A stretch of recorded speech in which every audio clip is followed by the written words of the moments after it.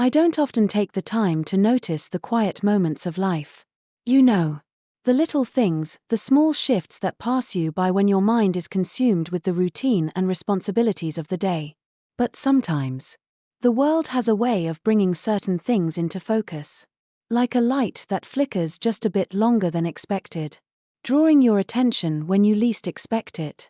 It was one of those nights in Ridgefield, the kind where the evening fog creeps in slowly, blanketing the town in a soft, damp silence. I was just finishing my shift as sheriff when I noticed something strange on the way home. The 24-hour laundromat at the corner of Maple and 3rd Street had been a familiar sight for years. But that night it seemed different. As I passed by, I saw her. A young girl, no older than 8 or 9, sitting alone in the laundromat.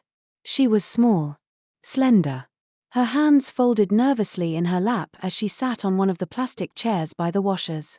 Her eyes were wide, darting around the space as if she were waiting for something or someone. But there was no one there. She was alone. Completely alone. As the sound of machines humming around her filled the otherwise still air. I'm not sure why it caught my attention so suddenly. Kids don't usually hang out at the laundromat, especially that late. But there she was, sitting so still. The way a child does when they are either incredibly shy or, perhaps, afraid. I had seen her there a few times before, just a flicker in the background of my evening patrols. But tonight, something was different. I don't know if it was the way the soft, fluorescent lights illuminated her face or the way she clutched a threadbare teddy bear in her arms. Either way, my instincts kicked in. I told myself it wasn't my business. It was late. And I was tired, just another oddity to shrug off. But as I continued walking past, I hesitated. The scene still playing in my mind. There was something about the way she looked, something that gnawed at me, tugging at the edge of my conscience. For a moment, I almost turned around and walked in. I would ask her if she was okay, if she needed help. But then I paused, reminded myself that I had a job to do and I couldn't just go poking into the lives of every lonely child I happened to see. She was fine, I told myself. Maybe she was just waiting for her parents or, God forbid, someone who might have been late. But my gut wouldn't let it go. There was something there. Something that didn't sit right with me. So, I did what any small-town sheriff does when they've got a nagging feeling. I parked my patrol car nearby and watched. I watched her for several nights. The quiet hum of the laundromat now etched into my routine. Every evening, she would show up. Alone. She would walk through the door, her eyes cast down as she approached the washing machines. Then she would set about her business. As if she had done this 1,000 times before. She was meticulous in a way that was unusual for a girl her age. She loaded the machines with an odd sense of focus, folding clothes and placing them with an almost reverent care. Her hands trembled at times, but her resolve never faltered. I started to wonder why a little girl would be doing laundry at this hour. Was she neglected? Abandoned? Her behavior seemed so strange. And yet, I couldn't quite put my finger on what felt wrong. Was she lost? Where was her family? And why did she come here? Alone. Night after night. I knew she must have been waiting for someone. Parents. Maybe. But as the nights wore on, I started to feel like there was something deeper at play. I couldn't shake the feeling that I was seeing the surface of something much darker. Something that had been hidden beneath the routine of the laundromat. It wasn't long before I noticed the same thing every time I drove by. The street was always empty except for her. Sometimes, I'd see a woman pass by the laundromat, looking hurried but never stopping. She would glance through the window, catch sight of the girl, and then disappear. But no one ever seemed to walk in. No one came to claim her. No one checked on her. It was as though she existed in a world apart from everything else. The more I watched, the more the unease settled in my chest. The girl, with her nervous eyes and fragile hands, seemed like she was waiting for something or someone who wasn't coming. Or perhaps, someone who couldn't come. I couldn't explain why, but I felt connected to her in some way. Something about her solitary presence reminded me of my own daughter, Emily. A smile tugged at the edges of my lips as I thought about her laugh. The way her hair always fell in front of her face when she'd get excited. Emily was gone now, and maybe that's why this little girl made my heart ache in a way that words couldn't describe.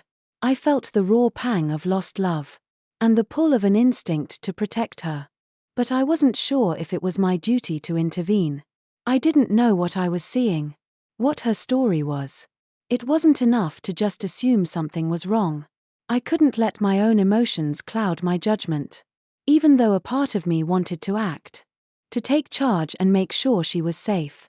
The next night, I pulled my car over once again, parked a little further down the street, and watched. I had to know more. I had to understand. And so, I stayed there, not just out of concern, but because a part of me couldn't bear the thought of that little girl continuing to sit there alone. It was then that I promised myself I wouldn't let her be forgotten. No matter how small the mystery seemed, it was something that needed answers. And if I could help her, if there was any way I could keep her from walking that lonely path alone, I would. That was the first night I truly began to listen. To the silence, to the hum of the machines, and to her unspoken story, waiting to be discovered. The days that followed felt like a slow unraveling of something I wasn't ready to confront. I couldn't shake the image of that little girl sitting alone in the laundromat, her fragile presence lingering in my mind long after I had driven away. Every night, I returned, sitting in my car, parked a little further away to avoid being seen. I watched her with a growing sense of unease, the feeling that something was wrong settling deeper into my bones. She always came at the same time, like clockwork. I noticed her routine, quiet, methodical, almost mechanical in its precision. She would arrive, walk in, and get straight to work. Her tiny hands moved with an awkward grace, folding clothes and loading the machines. Her face bathed in the cold glow of the fluorescent lights. There was something both childlike and world-weary about her movements. A strange contrast I couldn't quite place. But the more I observed, the more questions piled up in my mind. Where was her family? Why was she always alone? A child shouldn't be spending her nights like this, unsupervised and isolated.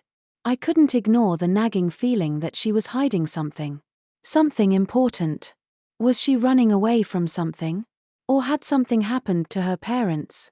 It was early one morning when I saw her leave the laundromat, heading down a dimly lit side street. Without thinking, I followed her, keeping a careful distance. She walked with purpose, her small figure disappearing into the shadows. After a few blocks, she turned onto a narrow alley and disappeared behind an old building. I stood frozen for a moment, unsure of what to do. Part of me wanted to rush forward, to ask if she needed help, but something held me back. Instead, I made my way back to my car, my mind racing with thoughts I couldn't easily shake. There was a mystery here, something I couldn't ignore. I had to know more. I had to find out who she was. The next day, I began my quiet investigation. I went through the town records, searching for any mention of a young girl named Imani. But there was nothing. No birth records. No school enrollment. Nothing that could tie her to any family in Ridgefield. I checked with the local schools, but no one recognized her name. I even reached out to the few people I knew who worked at social services, but they came up empty as well. Frustration started to build inside me. Where was she coming from? Who was looking out for her? The more I searched, the more it felt like she had appeared out of nowhere, with no history, no past. It was as though she was a ghost, haunting the streets of Ridgefield. I couldn't let it go. I had to find her again, to speak to her and understand her story. So, I returned to the laundromat. This time during the day. The place was quieter, less sterile, with only the occasional sound of a dryer spinning. The girl wasn't there, but a woman was, a woman I hadn't seen before. standing by the counter, her eyes darting around the room nervously. I approached her cautiously, struck by the sense that this woman had some connection to the girl I had been watching for weeks. Her worn clothes and the tiredness in her eyes spoke of a life burdened with more than she could handle. After a few moments, I worked up the courage to speak. "Excuse me." I said, my voice steady but careful. "I've seen a little girl coming here a lot lately. I just wanted to make sure everything's okay. Is she yours?" The woman glanced at me, her eyes wary. She hesitated, looking away before answering in a quiet voice. "She's my daughter," she said. Her words clipped, as though the conversation had already gone too far. I wasn't sure what to make of it. Was she hiding something? Was there more to the story than she was letting on?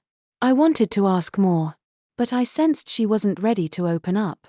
With little more than a nod, she quickly turned and walked out of the laundromat, leaving me with even more questions than I had before.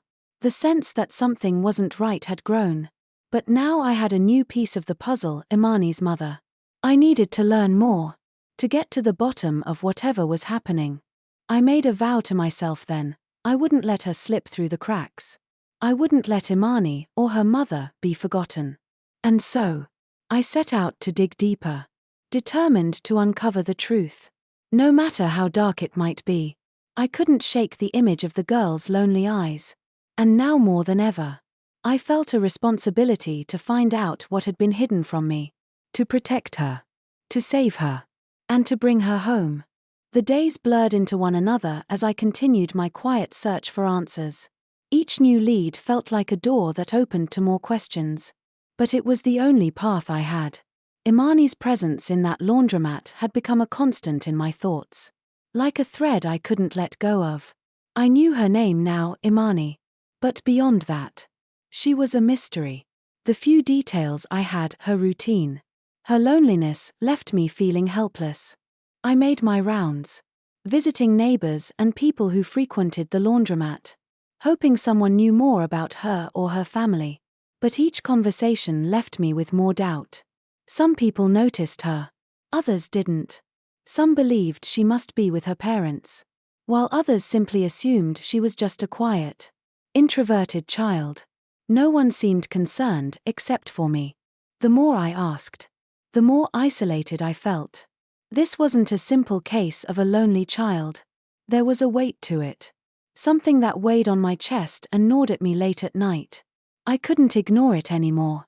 I turned to the local records again.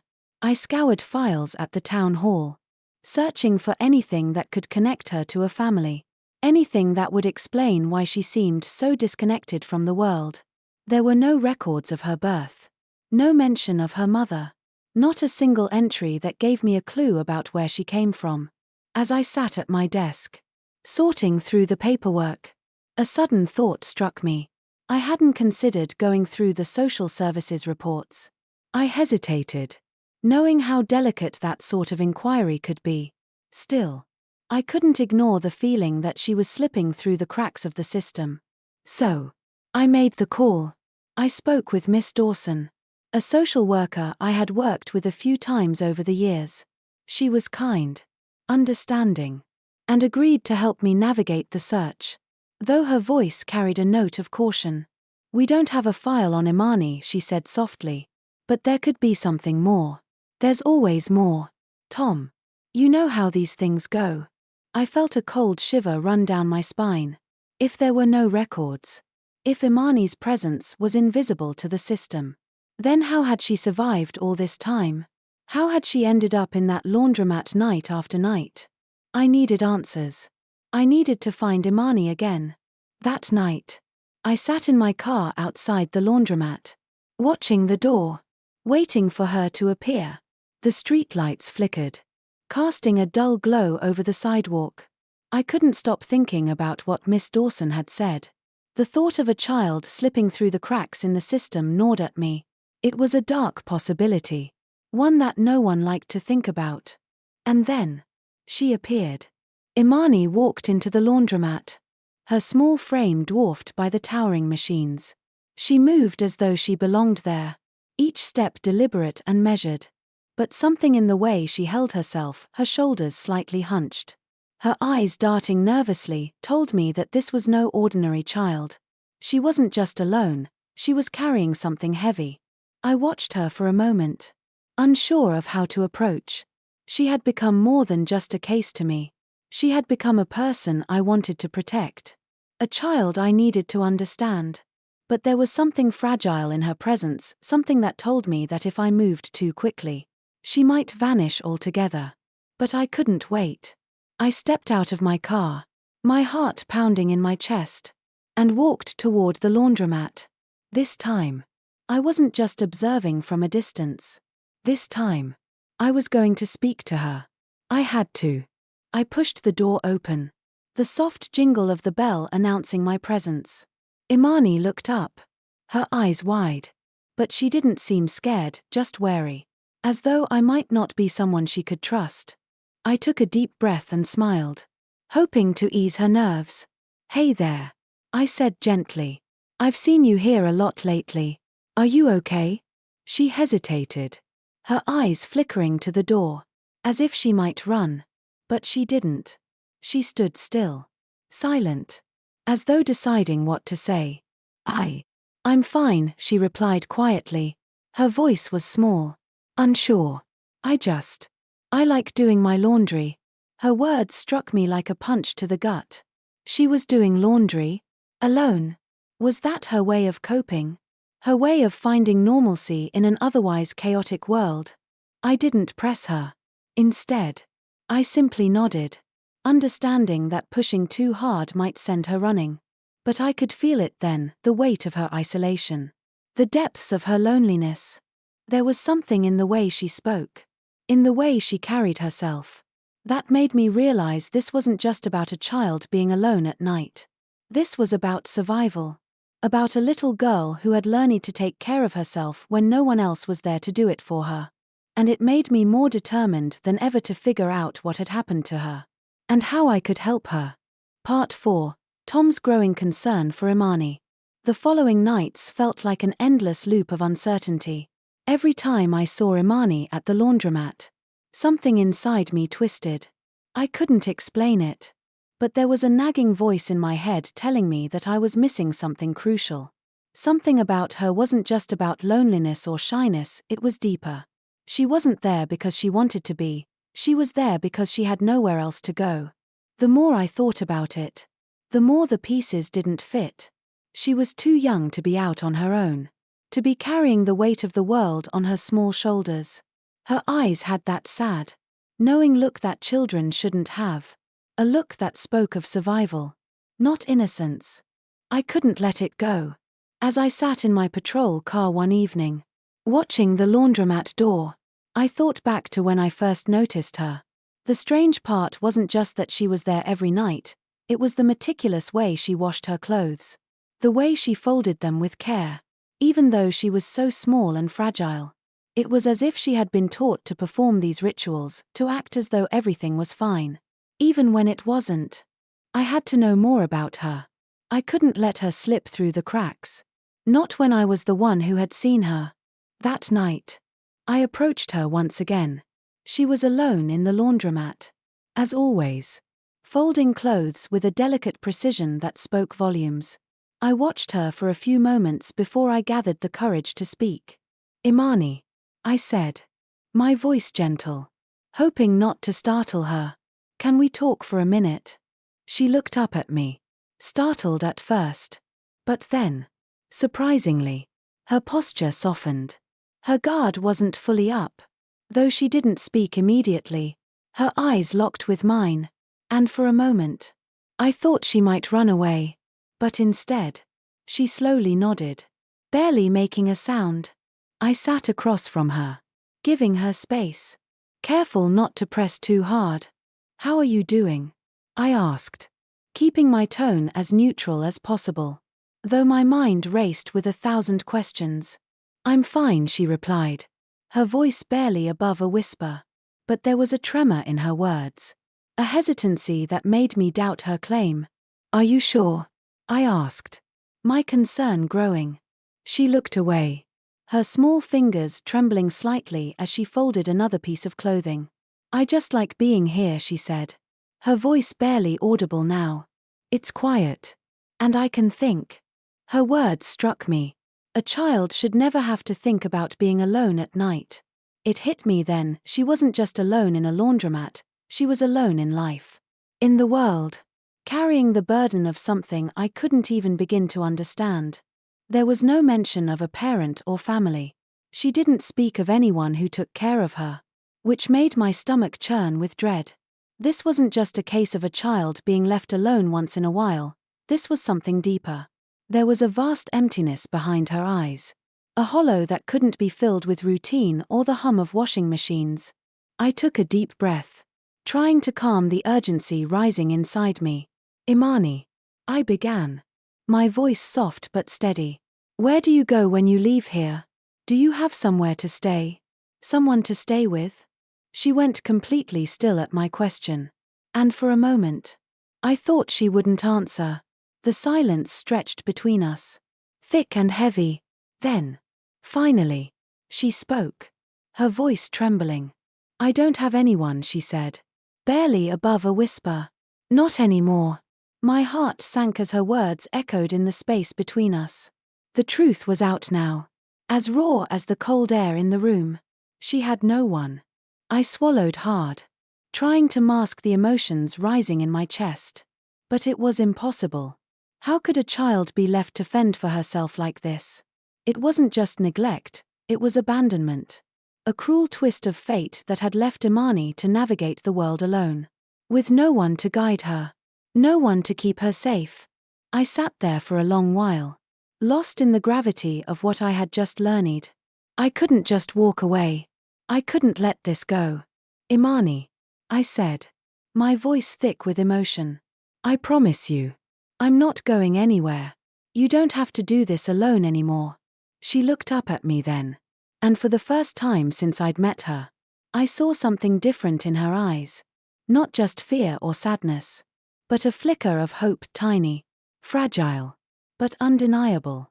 And in that moment, I knew that this wasn't just about a sheriff helping a lost child. This was personal. This was about saving her, about giving her a chance at the life she deserved. I couldn't fail her. Not now. The following night, I couldn't shake the feeling that there was more to Imani's story. She had told me she was alone. But something about her behavior, her hesitation, her guarded nature suggested there was something she wasn't saying. I had to find out what. And so, when she slipped out of the laundromat once more, I decided to follow her. I watched from a distance as she left the warm glow of the laundromat and walked down the street. Her small figure barely visible in the dim light of the street lamps. She moved with a sense of purpose. But there was an oddness to her steps, slow, deliberate, like she was carrying a burden much heavier than her small frame suggested. I kept a safe distance behind her, my heart pounding as I realized she was heading toward the older part of town. The streets grew darker, the houses more spaced out. It wasn't an area where anyone would want to walk alone at night. And yet, there she was, heading toward the outskirts like it was an everyday thing. My curiosity turned to concern as we passed by abandoned buildings, run-down houses, and overgrown yards. Imani wasn't headed home, I realized. She was headed somewhere else, a place I didn't yet understand. She finally came to a stop at the entrance of an old cemetery, the wrought iron gate hanging crooked, the path leading in obscured by thick weeds. I stood a few yards back, unsure whether to approach. She hesitated for just a moment, as if she knew someone might be watching, but then pushed through the gate, disappearing into the dark. The cemetery was unsettling, even in the light of day. But now, in the dead of night, it felt like a place suspended in time, forgotten and abandoned. Just like Imani, my instincts told me to stay back, to call for backup. But something urged me forward. I couldn't leave her alone in there. I crept closer, stepping carefully through the overgrown grass, my eyes scanning the gravestones that seemed to whisper of lives long gone. I didn't know what I was expecting to find, Maybe a grave, her mother's? Or perhaps some hidden truth that Imani had been keeping locked away. Just like her grief. I moved deeper into the cemetery, my steps muffled by the thick grass. But when I reached the heart of the graveyard, there was no sign of her. My heart raced. She couldn't have disappeared. Could she? I called out softly. Imani, where are you? The only response was the rustling of the trees in the wind and the soft chirping of night creatures. I walked faster now, the unease settling deep in my chest. Was she hiding? Did she want to avoid me? Or was there something more to this place that I hadn't yet understood? Minutes passed, but it felt like hours. I rounded a corner and froze. There, tucked in between two large mausoleums, was a small figure, hunched over. It was Imani, sitting alone on the cold stone ground. Her knees were pulled to her chest, her face hidden in her arms. But the moment I approached, she looked up at me. Her eyes were wide and filled with a kind of raw, unfiltered pain that struck me to my core. It was the same emptiness I had seen before, but now it was even more pronounced. She had no words to explain it. She didn't have to. For a long while, we just stood there, staring at each other, both of us caught in the weight of this moment. The cemetery, the dark night, the forgotten graves, they all seemed to be part of the puzzle that was Imani's life. I crouched down in front of her, careful not to crowd her. Imani, I said softly, my voice barely above a whisper. What's here for you? Why did you come to this place? She didn't respond at first, her gaze flickering to the worn gravestones around her. Then, slowly, she spoke. This is where my mom is, she said quietly. She's been gone for a while now. I used to come here with her. She told me it was a place of peace. Her voice cracked on the last word, and I could see the tears welling up in her eyes. A sharp pain pierced my chest as I realized what this place meant for her. It wasn't just a cemetery, it was a sanctuary. A place where she could feel close to the one person who had ever truly cared for her. It was where she went to mourn, to be alone with her memories of her mother. My heart ached for her. No child should have to carry this kind of sorrow alone. I wanted to reach out, to comfort her. But I didn't know how. I wasn't her mother. I couldn't fill the space her mom had left. But in that moment, I knew I couldn't walk away. I couldn't leave her there, alone in the darkness. I sat beside her, the cool night air surrounding us both. You don't have to be alone anymore, Imani, I said, my voice thick with emotion. I'll be here. I'll help you. You don't have to face this on your own. For the first time, I saw a flicker of trust in her eyes. It wasn't much, just a small glimmer, but it was enough. It was enough to make me believe that maybe, just maybe, there was a way to help her heal, to give her a future that wasn't shaped by sorrow and loss. In that quiet cemetery, as the wind whispered through the trees, I made a promise to myself and to her. I would do whatever it took to make sure she didn't have to face the world alone anymore. The next evening, I was determined to speak to Imani again. I couldn't get the image of her alone in that cemetery out of my mind. It was clear that her grief ran deep, that she carried a heavy weight no child should have to bear. When I arrived at the laundromat, I didn't see her right away. The machines hummed in their usual way, but there was an empty feeling in the air, something was missing. I took a deep breath and walked in, scanning the rows of washers and dryers. After a few moments, I noticed her. She was sitting in the corner, fidgeting with a sleeve on her jacket, her eyes cast down, as though she was lost in thought. As I approached her, she looked up, her expression guarded but not as distant as before. I could sense that something had shifted, that the walls she had built up around herself were beginning to crack. Even if just slightly. Imani, I said softly, sitting down beside her. How are you? She gave a small shrug but didn't respond. I knew it was a question she wasn't sure how to answer. She had been through more than any child should have to face, and words often felt too shallow for her pain. I paused for a moment, letting the silence settle between us. I'm not here to judge you, I said, my voice steady but filled with compassion. I just want to understand. She hesitated for a long time, her eyes flickering toward the washing machines, as though searching for the right words. Finally, she spoke, her voice barely above a whisper. My mom was sick. She got really sick when I was little, when I was still too small to really understand. She used to take me to that cemetery, the one I showed you. We'd walk there every Sunday. She'd tell me that it was a place where people could rest, where they could be peaceful.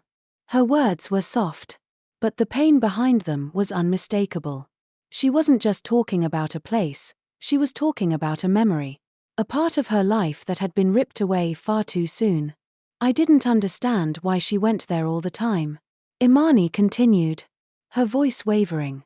But she told me it was to visit her mom, and she said I'd understand when I was older. I felt a lump form in my throat. I hadn't realized how much this little girl had been carrying, how much she had lost before she even had the chance to fully grasp the concept of loss. Her mother hadn't just died, she had been slowly taken away, bit by bit, until there was nothing left but the ache. I don't remember much about her when she was healthy, Imani murmured. But I remember how she used to smile. She always made me feel safe, like nothing could hurt me. But then one day, she just couldn't get up anymore, and she told me she was tired. The words hung heavy in the air, and my heart broke for her. I wanted to hold her, to protect her from this cruel world. But I knew that words alone wouldn't be enough. She needed more than that, she needed someone who could be there for her. Someone who could help her navigate the storm that had been her life. I sat beside her, trying to process what she had just shared. It was a lot for a child to carry, and I couldn't help but think of my own daughter, Emily, who had been taken from me so suddenly. I'd never been able to properly grieve her loss. Imani was reminding me of the need for closure, the need for understanding the past to move forward. I'm so sorry, I said quietly, my voice thick with emotion. You shouldn't have had to go through all of that alone. No one should. Imani didn't respond right away. Instead, she wiped her eyes with the sleeve of her jacket, trying to conceal the tears. I wasn't sure if it was because she didn't want me to see her cry or if she had simply forgotten how to express what she was feeling. I don't want to be alone anymore, she said finally, her voice barely audible. I don't know how to do this, by myself. Her words pierced my heart. No child should feel so alone, especially not one as kind and thoughtful as Imani. In that moment, I realized that I couldn't stand by and watch her suffer in silence. I had already made a promise to her, but now it felt even more urgent. I had to keep that promise, not just for her sake, but for my own as well. I won't let you be alone, I said firmly, my voice filled with resolve. I'll help you, Imani. I'll make sure you're not alone anymore. Her gaze met mine, and for the first time, I saw a flicker of hope in her eyes. It was faint, like a light at the end of a long tunnel, but it was enough to give me the strength to keep going. I'm here for you, I repeated, holding her gaze. You don't have to face this on your own. Imani didn't speak after that, but her small hand reached out, and for a moment, I felt a weight lift off my shoulders. It wasn't a grand gesture, but it was the beginning of something powerful, a connection that would change both of our lives forever. The next few days passed in a blur of quiet determination.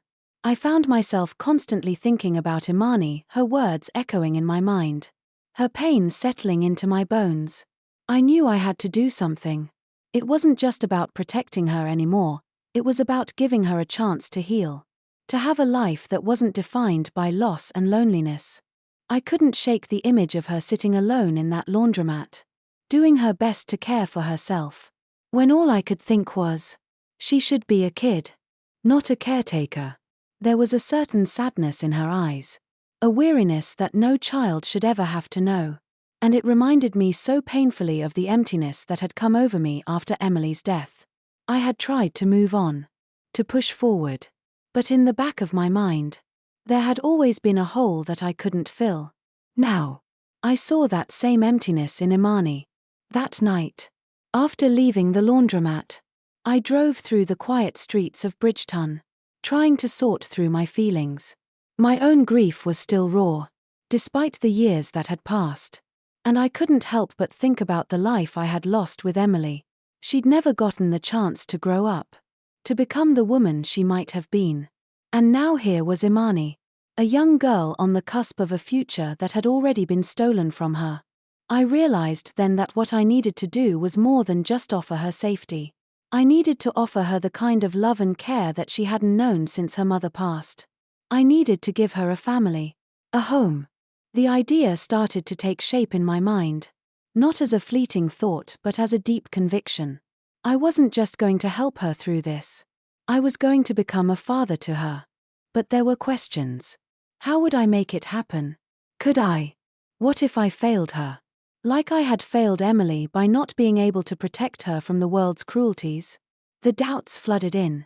But they were quieted by something stronger, a deep, almost primal sense that this was the right thing to do. When I got back to my office, I called Miss Dawson, the social worker who had been involved with Imani's case. She had already been in touch with Child Protective Services. But things were moving slowly. The system, as it often did, had its own pace. But I couldn't wait for things to fall into place on their own. I had to act. Miss Dawson, I said when she picked up the phone, I've been thinking about Imani, and I believe that I can offer her the home she needs. I want to foster her. I'm ready to give her the stability, the love, and the care that she deserves. There was a long pause on the other end of the line, and I could almost hear her thoughts as she processed my words. Tom, she said cautiously, this is a big step. Are you sure you're ready for this? I didn't hesitate. I'm sure, I said firmly. I've never been more sure of anything in my life. I can't stand by and watch her suffer alone. She needs a family, and I want to be that family for her. Miss Dawson was quiet for a moment, and then she spoke again, her voice softening. All right, Tom, if you're certain, I'll do everything I can to help make it happen. It was a start, but it wasn't enough just to say the words. I would need to prove that I could offer Imani the life she deserved. I would have to go through the process, background checks, home visits, legal paperwork, all of it. It would take time, but I wasn't going to back down. The next morning, I met with Miss Dawson and a few representatives from CPS. We discussed the details of fostering Imani, what the process would entail, and what kind of resources and support I would need to provide. It was clear that this wouldn't be easy. The system was complicated, and there were 100 things that could go wrong. But I wasn't going to let that stop me. Not when it came to Imani. She had already been through enough. As the days passed, I continued to visit her. And each time I did, I saw the walls around her heart start to crumble a little more. She was hesitant to trust. But I could see the flicker of hope in her eyes every time I made her a promise. Every time I told her that she wasn't alone anymore. And deep down, I knew that it wasn't just her who needed saving. It was me, too. In helping her, I was learning how to heal myself. How to love again in a way that wasn't just about grief and loss but about building something new, a future. A family. I didn't know exactly what would come next. But I did know that I was ready. Ready to take the next step. Ready to become the father that Imani needed. Ready to be the family she had lost. The days that followed were a mixture of hope and uncertainty. A balance of small victories and hurdles. It wasn't easy. And I didn't expect it to be. Imani had suffered too much. And I knew that trusting again, trusting me, wasn't something that could happen overnight. But every step I took toward building her a new life was a step toward healing for both of us. At first, Imani was quiet and reserved. She spent a lot of time in her new room. A small but cozy space I had set up for her. The room was simple, a bed, a dresser, a few books on the shelf, and a stuffed animal that I had found for her at a thrift store. It was a modest room, but it was hers. And for the first time in a long time, It was a place where she could feel safe. A place where no one would take it from her. But she didn't seem to know what to do with that safety. She often sat on the edge of the bed, her small hands clasped tightly in her lap, as though waiting for the world to come crashing down again. She would look at me occasionally, but her eyes were wary, as if she were bracing for some new disappointment. I couldn't blame her for that. She had been through too much already. A mother lost to illness. A life lived in isolation. How could she know that I wasn't just another person who would leave her? One of the first things I did was try to make her feel at home in the simplest ways. I made sure she had regular meals. Hot food that she didn't have to make herself. Food that she didn't have to worry about sharing or rationing. I took her to the park. And though she was hesitant at first, I could see her softening when we spent a quiet afternoon by the lake. I could almost feel the tension easing in her shoulders. As though she were learning, little by little, that it was okay to enjoy life again. I even started small traditions with her. Things I used to do with Emily, things that felt healing for me too. Every Saturday, I made pancakes for breakfast. It was a silly thing. Really. But the smell of pancakes always brought warmth into the house. And Imani seemed to like the routine.